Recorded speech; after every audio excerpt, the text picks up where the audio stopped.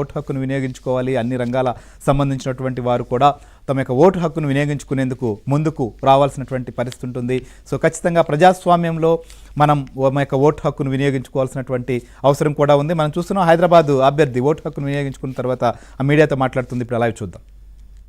ఇప్పుడు హైదరాబాద్లో నా ఓటు ఉండాలి అని అంటే మా వారిని నా పిల్లల్ని హైదరాబాద్కి నేను షిఫ్ట్ చేయాలి, which is not correct, which will not happen. I'm being truthful, I'm doing my duties. Thank you.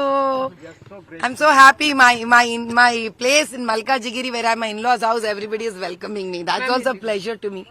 Madam Hindi में बोल दीजिए मैडम. आपने अभी भी वोट कास्ट किया है, अपना कैसा महसूस कर रही हैं, क्या अपील करना चाहेगी?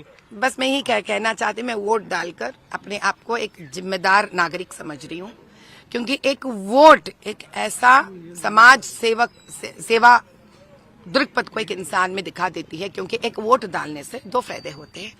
एक खुद का परिवार, खुद के बच्चे आगे.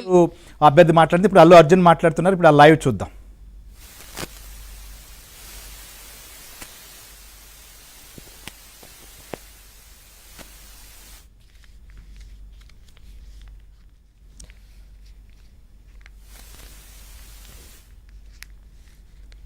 రైట్. హైదరాబాద్లో సినీ రాజకీయ రంగ ప్రముఖులు కూడా తమ యొక్క ఓటు హక్కును వినియోగించుకుంటున్నటువంటి పరిస్థితులు మనకు కనిపిస్తున్నాయి. మనం చూడొచ్చు స్టైలిష్ స్టార్ అల్లు అర్జున్ తమ యొక్క ఓటు హక్కును ఉదయాన్నే ఆయన తమ యొక్క ఓటును కూడా వేసి మీడియాతో కూడా మాట్లాడుతున్నటువంటి పరిస్థితి. ఓటర్లు బాధ్యతతో తమ యొక్క ఓటు హక్కు వినియోగించుకోవాలని చెప్పి కూడా ఆయన పిలుపునిచ్చారు.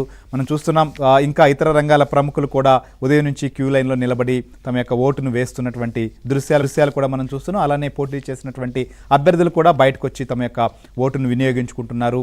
సో ఓటు హక్కును వినియోగించుకునేందుకు పెద్ద ఎత్తున కూడా అన్ని రంగాలకు సంబంధించినటువంటి